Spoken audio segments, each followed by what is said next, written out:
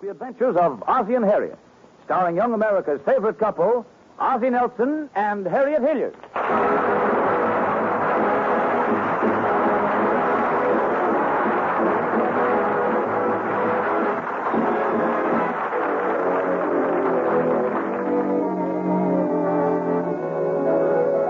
It's only 9 a.m. Mr. Nelson, sometimes known as Ozzie, got up bright and early this morning. How did that happen? Harriet tricked him into it by setting the clock 3 hours ahead and hiding a sun lamp behind the window curtain. Right now, he's in the living room reading the morning paper. What's the matter, Ozzie? Some bad news in the paper? No, not that I know of. Why? Well, you seem upset about something. Well, I wasn't going to mention it, but as long as you brought it up, I might as well tell you because it's getting very annoying. Annoying? What's annoying? Well, this is the third morning that David has wrapped up his lunch in the comic page and gone off to school with it. All right, here. After this, I'll see to it that David wraps up his lunch in the financial page. You know, I don't like to complain all the time, Harriet, but just try to remember I'm older than David. And as his father, it's my privilege to read the funnies first. Okay. We'll make you a charter member of the underprivileged fathers. How's that? Well, I'd like to have $1 for every big grown-up man who reads Dick Tracy and Little Abner before he reads the editorial page. Oh, I know that. And I'll tell you why the funny papers have such a universal appeal. It's because they are basically sound. It's always a triumph of good over evil. Well, it's the same way in real life. You do good things for people, good things come your way. Of course, I'll admit that every once in a while you do a good deed expressly for somebody, and the return comes by slow freight. Didn't you think that was funny? I gave it 2 small chuckles. I thought that was all it was worth, frankly.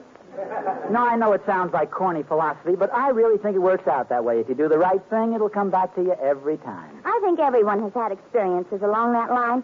I'll never forget the time I had a birthday party when I was 10 years old. I gave my little dog a piece of my birthday cake. And the very next day, I got lost coming home from school. And it got darker and darker. Yes, go on. Oh, boy, I was really lost. Well, what about the little dog and the birthday cake? Oh, he didn't like it. He spit it out. Did Gloria bring in the mail yet? I don't know. She's out in the kitchen. I'll call her. Gloria! Gloria! Did you call me, Mrs. Nelson? Yes, did the mailman come yet? Yes, the mailman's been here, Mrs. Nelson, but it's pretty uninteresting stuff. A lot of bills again, I suppose. Oh, good morning, Mr. Nelson. I didn't see you there in that sports suit. You look very serious this morning. Well, we were just discussing the theory that if you do nice things for people, nice things will come your way. Do you subscribe to that philosophy? No, I just subscribe to the Ladies' Home Journal. No, Gloria. Mr. Nelson means that if you spread kindness and good deeds, it gives you a wonderful feeling of well-being. You get a nice, warm glow all over. Don't you get a terrible hangover the next morning? Well, the kind of a glow I mean is the pleasure you get from doing little things for people. Oh, yeah. Now, for instance, every morning when I go to work, I pick up a couple of servicemen. I tried that once, but it's impossible without a car. Gloria, you don't seem to quite get the point of Mr. Nelson's theory. He means if you do nice things for others, nice things come your way. Oh, yes. Like what happened to my poor nephew, the boy I was telling you about, Mrs. Nelson, the one who was framed. Framed? Yes. How was he to know he was driving that stolen car over the state line? Well, my goodness, when was that? The night he held up the gas station. Well, how does that fit in with doing a good deed? Well, they sent him up to Alcatraz and put him on bread and water. So he did something nice for the warden, and the warden did something nice for him. He did? Yes, he put him on raisin bread and water. Oh, fine. No, Gloria, the kind of good deed I had in mind is just a little different. Now, I'll give you an example. For the past 3 weeks, I've been going all over town, up one street and down another, tracing down every lead and rumor in order to find an apartment for friends of ours who are coming out here from the east. Yes, and personally, I think that was carrying a good deed program a little too far. You just can't get apartments nowadays. It's really terrible. Do you know my cousin and her family are paying $60 a month for 2 rooms with an adjoining? An adjoining what? I don't know. They haven't been able to get the door open yet.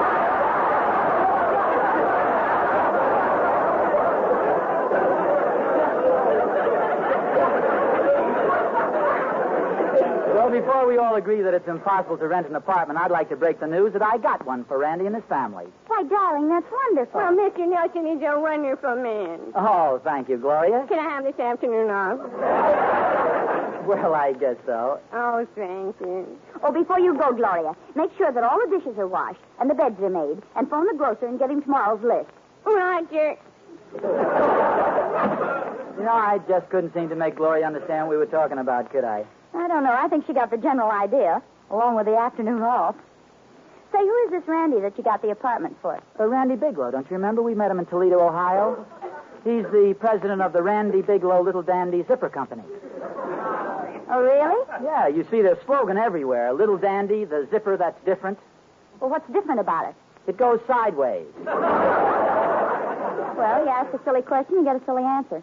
I still don't see how in the world you located an apartment for him. Well, it wasn't easy, I'll tell you that. They're arriving tomorrow morning.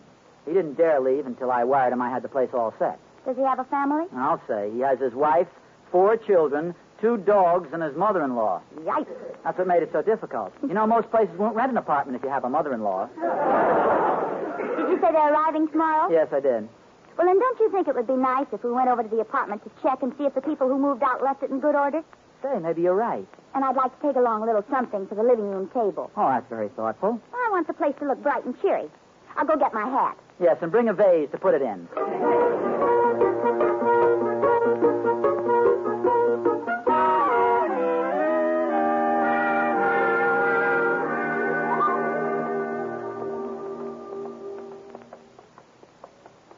Oh, come on, Harriet. I think the apartment's right here off the lobby.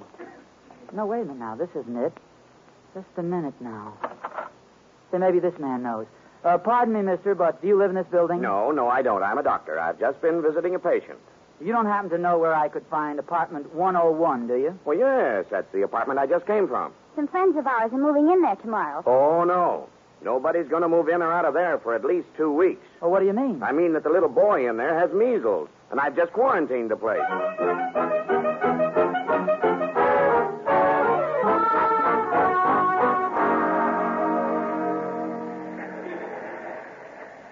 Oh, what are we going to do, Ozzie?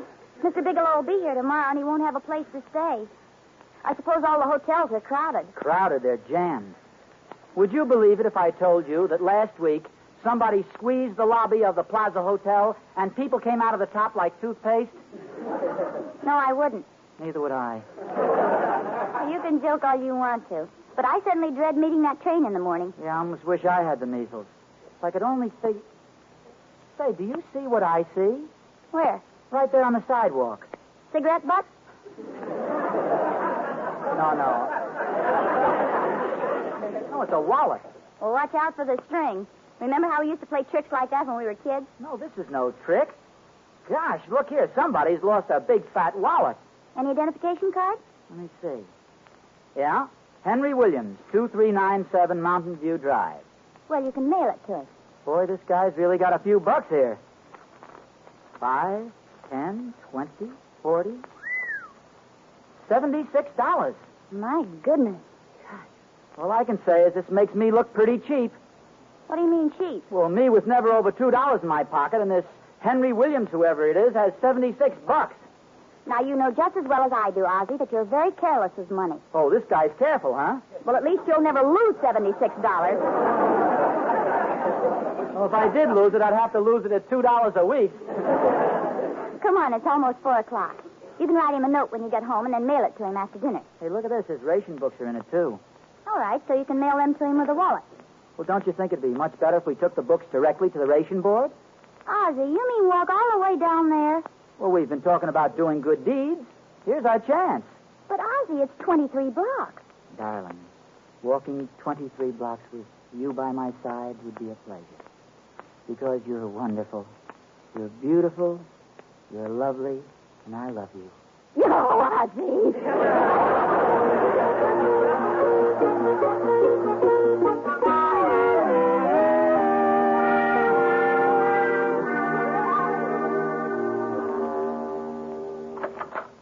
This is the first time I've ever been to a ration board. Who do you think I ought to see? Anybody that'll see you. Why don't you try that man at the desk over there? Okay, I beg your pardon. Yes? How do you do?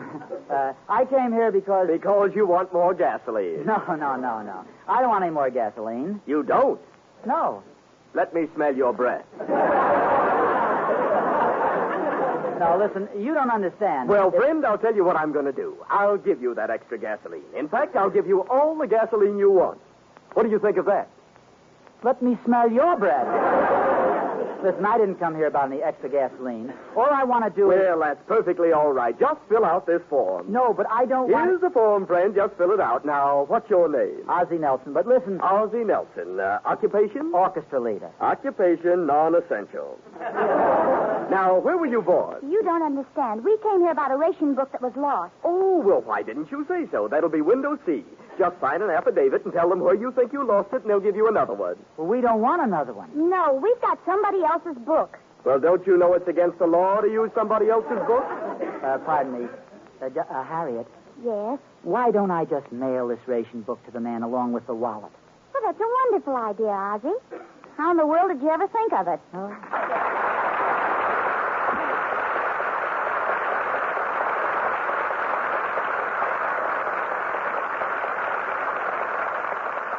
Ozzie and Harriet return in just a few moments, and in the meantime, here is a bit of Jerome Kern at its very best. From the musical show Roberta, we hear The Touch of Your Hand.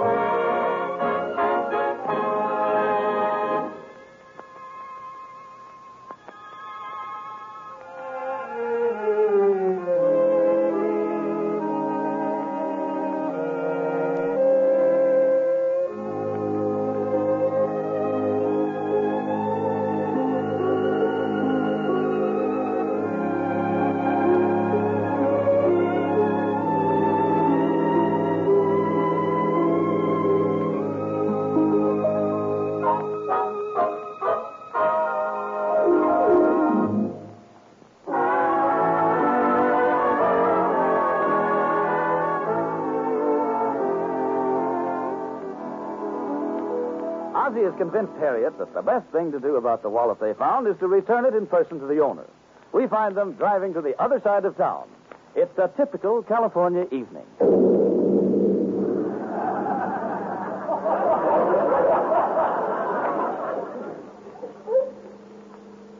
Now, I'm glad we changed our minds about my mailing that wallet. Mr. Williams might have worried all night about it. I suppose you're right. As long as we're doing a good deed, we might as well go all the way. Yeah, Boy, this rain is really coming down. I'll say it is. You know, I kind of like riding in the rain when it's raining, don't you? Yes, I do. It gives you such a cozy feeling. Yes, it does. But I think it'd be much cozier if we had the top up. Oh, I'm sorry about the top. It just doesn't seem to work. Well, aren't you supposed to push that bottom button? No, I pushed that button once. What happened? It opened a bridge in Seattle. You know, I really believe you keep this top down just to tell that stale joke. No. Well, there's one thing sure. It can't rain any harder than this. What did you say, Harriet? I said it's the first time I've ever been swimming with all my clothes on. I see what you mean. Gosh, I'm still so worried about that apartment for the Bigelows. Uh-oh. What's the matter? Don't look now, but there's a man in a uniform riding a motorcycle, and he's following us. Forget about it. It's probably Nelson Eddy on his way over to visit Jeanette McDonald. Okay, buddy, pull over there.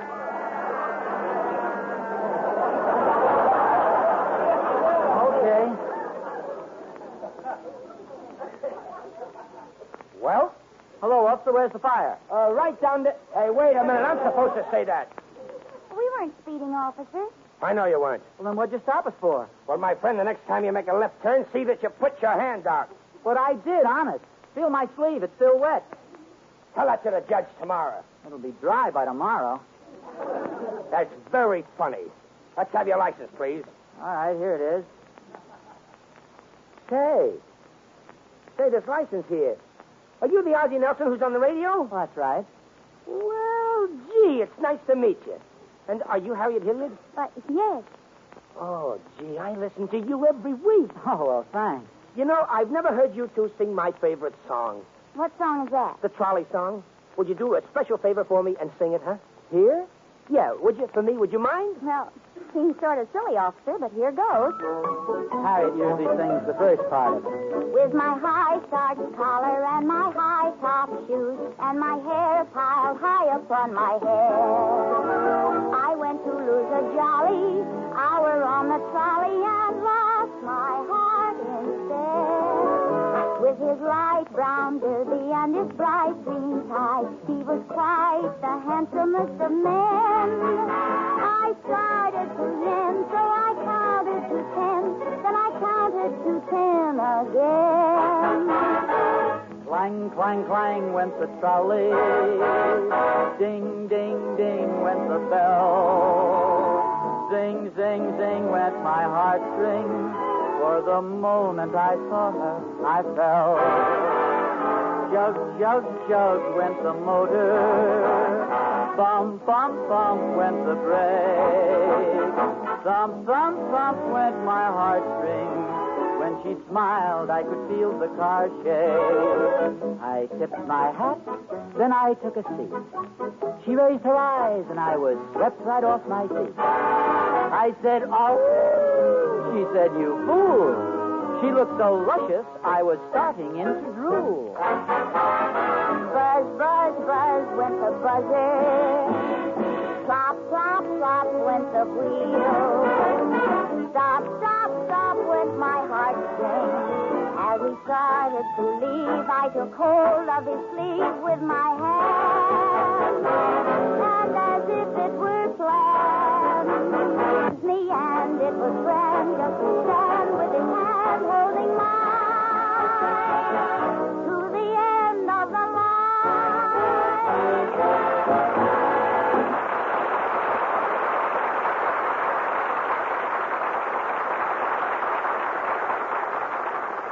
Oh, gee, that was great. I can't tell you how much I appreciate your singing it just for me. Well, thank you, officer. It was a pleasure.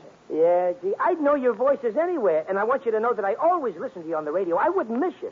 and my wife and my kids, we think you're wonderful. Say, I wonder if you'd mind signing my book for me, huh? Oh, I'd be delighted to. There you are. Oh, thank you. Here's your copy. Be in court tomorrow at 9. Bye.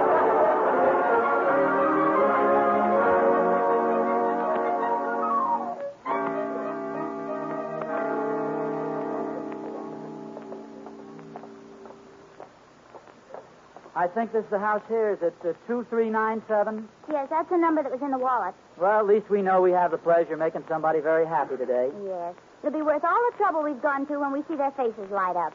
They're going to be so happy. Ring the bell, would you? Yes? Good evening, Mrs. Williams? Yes? We found a wallet that belongs to your husband. Yes, this wallet here. Let me see it. Yes, this is his wallet. It has $76 in it. Well, where's the other $4? Did you take your reward out in advance? Well, it only had $76 in it when we found it. Look, Mrs. Williams, my husband and I drove all the way over here to return this wallet. Yes, and we live way at the other end of town. Why didn't you leave the wallet where it was and let somebody find it who lives closer to us? You mean you don't think we should have picked the wallet up off the curb? No, because my husband is out looking for it, and now he won't find it. I must say you're not very appreciative. Oh? Have you folks had your dinner yet? Why, no, we haven't. You're going to be awfully hungry by morning. Good night.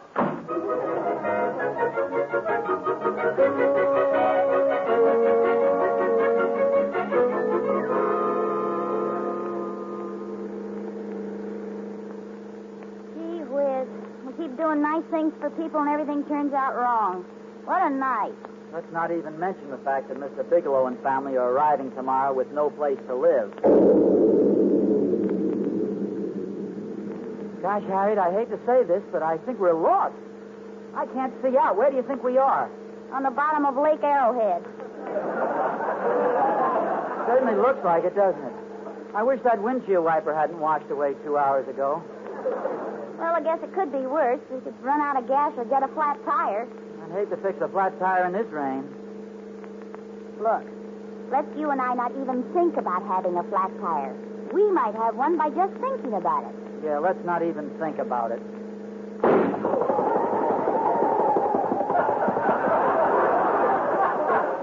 Me and my big fat thoughts. Something tells me we now have a tire that needs to be fixed. Well, come on. Aren't you going to get out of the car? Well, naturally, I don't expect you to jack it up with me sitting in it. All right, funny man. Okay, honey. Out we go.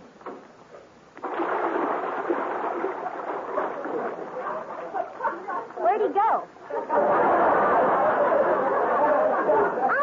Ozzie, are those bubbles you? Oh, stop yelling. I'm over here. Come on, I'll help you out of the car. I'm scared. Now, you kidding? It's not even over your head. Come on, last one in's a rotten egg. Here I come. Boy, it sure is lucky I have a sense of humor. Well, I haven't, and I'm the one who's sitting in the mud. Give me a hand, will you? Here we go. 1, 2, 3, eat.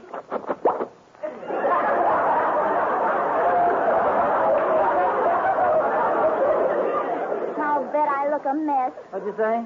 I said I'll bet I look a mess. Well, that is a rather unusual place to be wearing a mud pack. Ozzie, look at this mud and water. You can't fix a tire here. I guess you're right. This is awful. Well, there's one thing left. Let's start walking.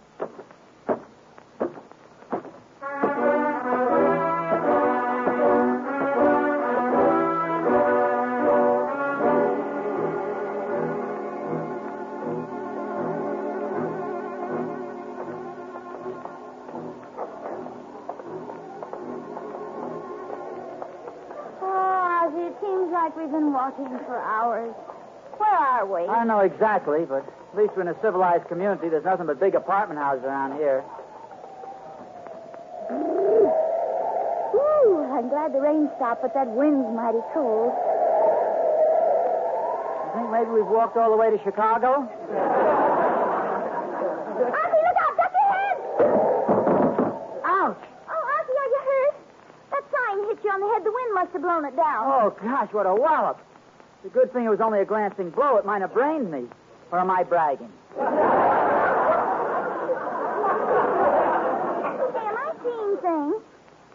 sign that hit you. Does that say... It certainly does. It says apartment for rent. Did you say apartment for rent? Oh, I'm so sorry, young fella.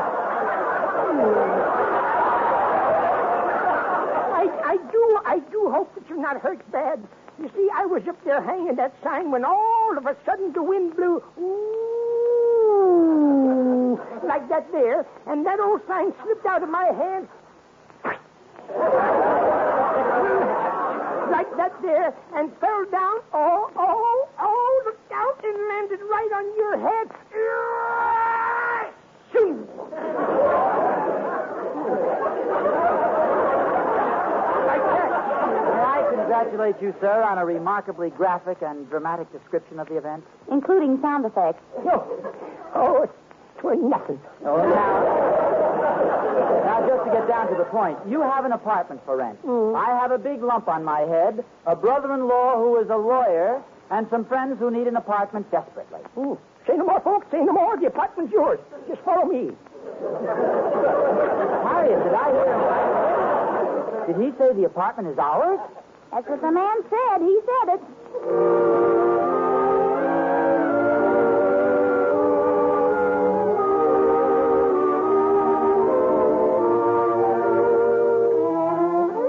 This warm bed feels wonderful. Yeah, there's no place like home. You see, Harriet, what I said was proved tonight. I did a good turn for somebody, and even if it wasn't appreciated, it came back to me. I returned that wallet, and through doing that, I found an apartment for my friend. I guess you're right, Ozzie. I bet it makes you feel good all over. Oh, yes, I feel great about it. Well, that's good, dear. But I was just thinking. What, dear? Isn't it too bad you had pneumonia?